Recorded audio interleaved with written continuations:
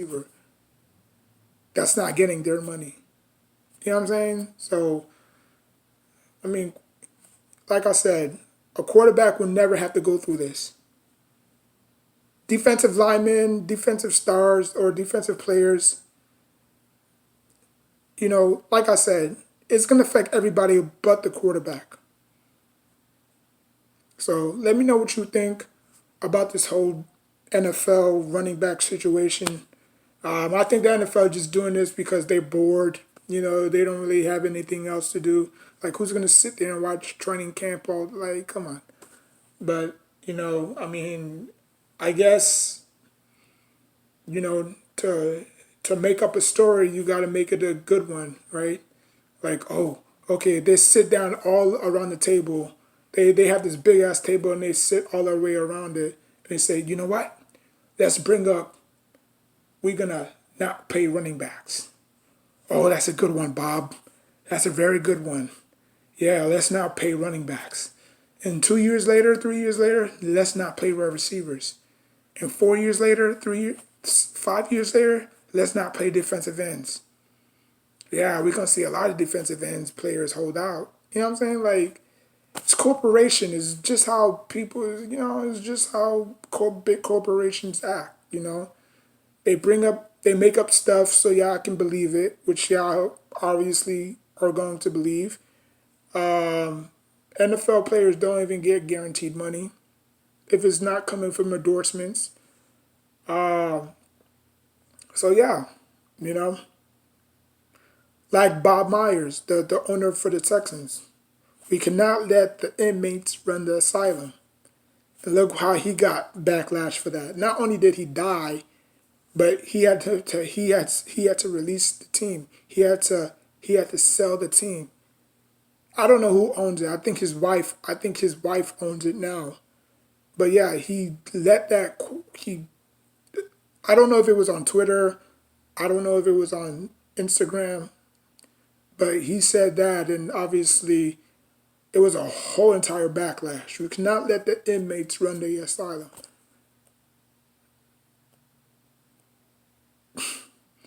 So now obviously you're gonna say, well, what does this have to do with the running back?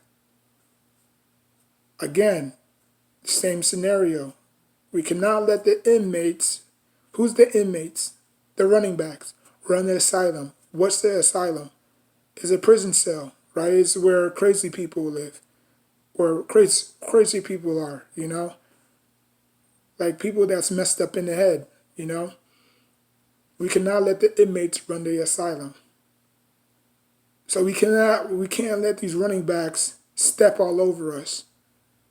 You know, that's why we have these franchise tags. And a franchise tag is like the stupidest thing ever, to be honest with you. It really is. What's a franchise tag to you?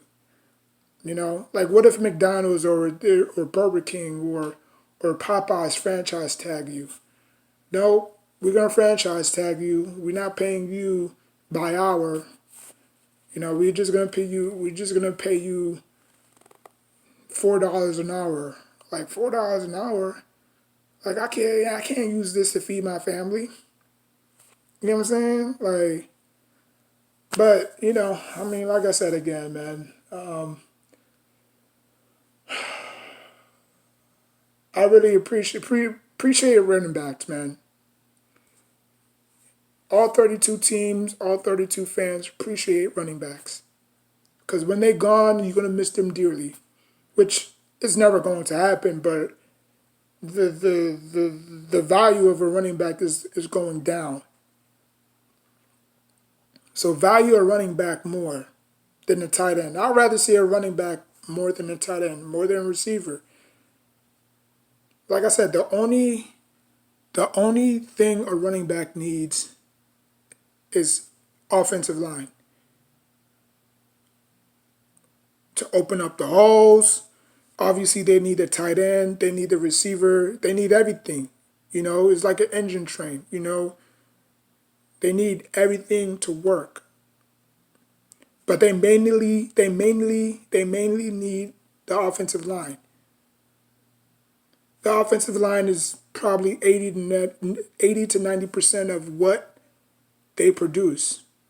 If the offensive line is not opening holes and they keep getting negative yards, negative yards, 2 yards here, 3 yards here, not 17, 18, 46, 36 a pop, it hurts them because the offensive line is not doing their job, because the offensive line have to do other things, have to pass protect, obviously, have to pick up blitzes.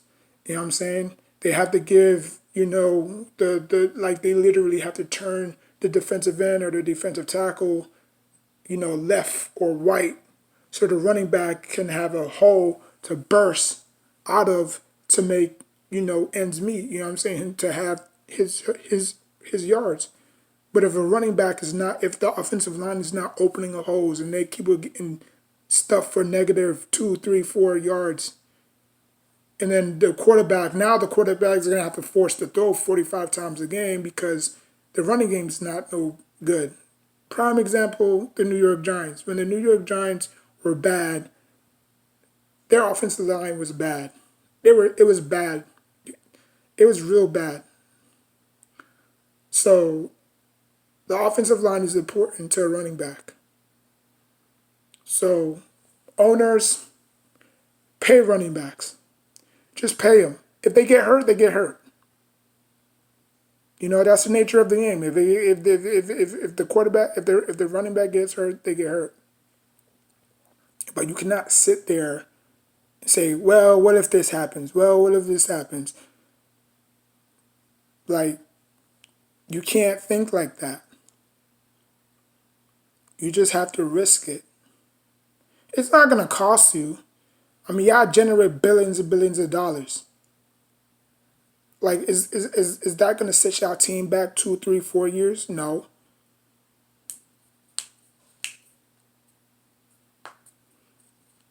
But pay them, don't pay them, they're going to find some other team to do it. And they're going to say, damn, we should have such and such. You know what I'm saying? Like, we should have paid the dude. Now he's over there balling. While we stuck with this stupid ass scrub running back that can't even get 1 yard. You know what I'm saying? Like, and behold, the Giants just signed another running back. Or he played for the New York Jets. Like I said, the Giants can freaking sign 13, 10, 20 running backs. They're not Saquon Barkley. They're not Saquon Barkley. Saquon Barkley was drafted in the second round for a reason. He could have gone first overall, but, he went second for a reason.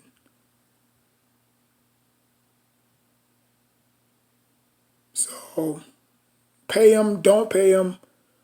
Watch another team grab him, and he goes off.